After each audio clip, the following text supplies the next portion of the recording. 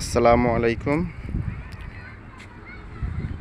ঢাকা মাওয়া মহাসড়কের পাশেই একটি রেসওয়ার্ডের কাজ আমরা নিয়েছি।